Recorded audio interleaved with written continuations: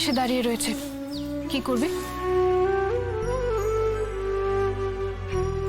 বারবার আসতে বারণ করি, তাও চলে আসে।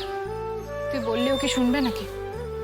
এভাবে প্রত্যেক দিন সকাল সন্ধে পড়তে দেওয়ার মতন আসছে, আর একই তো কথা বলছে, মাফ করে দাও, মাফ করে দাও। শুধু আসছে তাই নয়, যখন আসছে না তখন বারবার করে আমাকে ফোন করছে। আমার আর ভালো লাগছে না স্রোত। কিন্তু কি করবি, নাছর বান্দা লোক পেছনে পড়ে রয়েছে। দিবি নাকি আরেকটা চান্স? দেবো হয়তো, তবে এখনই নয়। আমার যখনই ওই রাতের কথা মনে পড়ে, সবসময় অনির্বাণের কথাগুলো তাড়া করে বেড়ায়। ঘুম আসে না, রাতে ভূতের মতো জেগে বসে থাকি। অত সহজ নয় সবকিছু ভুলে যাওয়া। তুই এখানে দাঁড়িয়ে আছিস কেন? তোর এখানে থাকার কোনো দরকার নেই, তুই যা। হ্যাঁ তুই যা, তো যা, নিজের ঘরে যা। আমাদের সূর্যর সঙ্গে কিছু কথা আছে। না, আমি যাব না, আমি এখানেই থাকবো। আমি এখানে দাঁড়িয়ে তোমাদের সব কথা শুনবো। নিশ্চয়ই এখানে যা কথা হবে আমাকে নিয়েই হবে, আমার বড়ের সঙ্গেই হবে। আমিও শুনবো, আমিও জানতে চাই যে কি কি কথা বলে ওর কান ভাঙাবে তোমরা। অন্য ঘরে যা না, কথা কেন বাড়াচ্ছিস? আমি যাব না, আমি এখানেই থাকবো, এখানে দাঁড়িয়ে সবটা শুনবো। আমার জীবনে অন্য কেউ সিদ্ধান্ত নেবে সেটা তো হতে পারে না। আমি থাকবো এখানে, সব কথা শুনবো। আমারও তো কিছু মতামত, ইচ্ছে অনিচ্ছে থাকতে পারে, তাই আমি এখানেই থাকবো। অসভ্য মেয়ে একটা, কথা কানে যাচ্ছে না, না যাবি এখান থেকে, যেতে বলছি যা না। আন্টি প্লিজ, আমি এইসব ঝামেলা দেখতে এখানে আসিনি। আমার হাতে এমনিতেই খুব একটা বেশি সময় নেই, ও যদি থাকতে চায় থাকুক, আমার কোনো অসুবিধা নেই। আপনাদের কি বলার আছে আপনারা বলুন। বৌমনি প্লিজ, প্লিজ এগুলো নিয়ে যান। আমার এসব কিছুই খাওয়ার এখন কোনো ইচ্ছে নেই, প্লিজ। সূর্য বাবা, তাহলে একটু সর্বদানি। কেন এত ফর্মালিটির কি দরকার?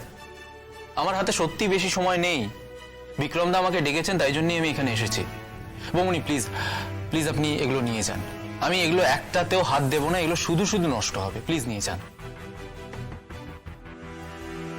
আচ্ছা বলছি, আপনারা আপনাদের কি বলার আছে আমাকে একটু তাড়াতাড়ি বলুন।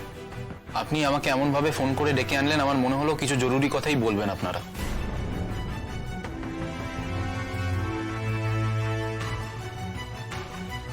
সূর্য, তুমি নীলুকে এখান থেকে নিয়ে যাও। দেখো, যাই ঘটে থাকুক বা যেই ঘটিয়ে থাকুক, মানে আইনত তো নীলু তোমার স্ত্রী। আর এভাবে আমাদের ঘাড়ে বসে, মানে আমাদের সংসারে বসে রয়েছে, সেটাও তো ভালো দেখায় না।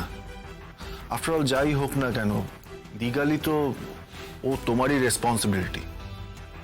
যাই হয়ে থাকুক না কেন, বিয়ে তো তুমি করেছিলে, সে তোমার ইচ্ছেতে হোক কি অনিচ্ছেতে হোক। দেখো, তোমার মনে হতেই পারে যে আমরা তোমাকে ঠকিয়েছি। ঠকানো আমাকেও হয়েছে, দিদিভাই তো নিজেই। না না না নীলু, তোমাকে ঠকানো হয়নি। হ্যাঁ, রাই তোমাকে জোর করেছিল, কিন্তু কনের পোশাক তুমি নিজে পরেছো। সেটা পরার আগে তুমি জানতে যে কি হতে চলেছে। তুমি মণ্ডপ অবধি কিন্তু নিজে এসে পৌঁছেছিলে। মণ্ডপে আসার আগে তুমি জানতে যে কি ঘটতে চলেছে তোমার সাথে। আর দিদিভাই কি অবস্থায়, আমাকে কি বলে আমাকে ওভাবে বসিয়েছিল বিয়ের পিড়িতে, সেটা কেউ দেখবে না। নীলু, বিয়ের পর থেকে আজ পর্যন্ত তোমার কোনো আচরণেই কিন্তু আমার একবারের জন্য মনে হয়নি যে তুমি তোমার দিদিকে রেসপেক্ট করো বা ওর কথা শুনে চলো। সত্যি বলছি, একবারের জন্য আমার মনে হয়নি।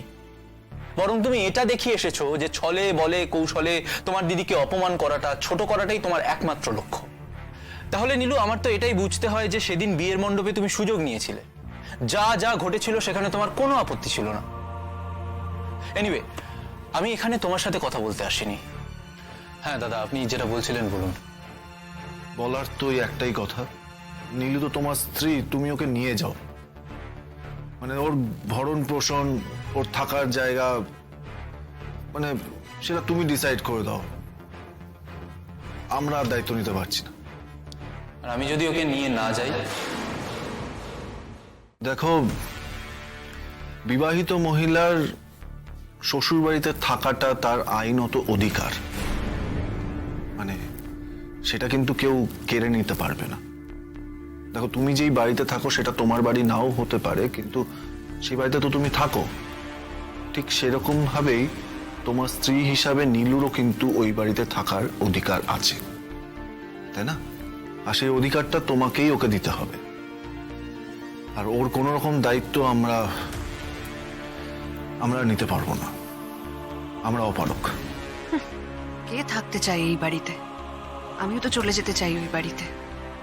এই এক আলু পটলের তরকারি আর ডাল, উফ, নিম্ন মধ্যবিত্ত জীবন, গা গুলিয়ে যাচ্ছে একেবারে। বেশ, ওর খরচ বাবদ কত টাকা লাগে বলবেন, আমি সেটা প্রতি মাসে পাঠিয়ে দেবো। আর এই কদিন যে ও এখানে আছে সেই বাবদও আমি একটা থোক টাকা আপনাদেরকে পাঠিয়ে দেব। কিন্তু আমি আপাতত ওকে ও বাড়িতে নিয়ে যাওয়ার কথা ভাবতে পারছি না। আমি ওর সাথে থাকতে পারবো না, ইভেন আমার ফ্যামিলিও পারবে না। ও যেই অন্যায়টা করেছে সেটার জন্য ওর আইনত শাস্তি হওয়া উচিত ছিল, সেটা রায় ওকে দেয়নি। কিন্তু তাই বলে আমি একটা ক্রিমিনাল মাইন্ডেড মেয়ের সাথে থাকবো, সেটা তো হতে পারে না। সূর্য,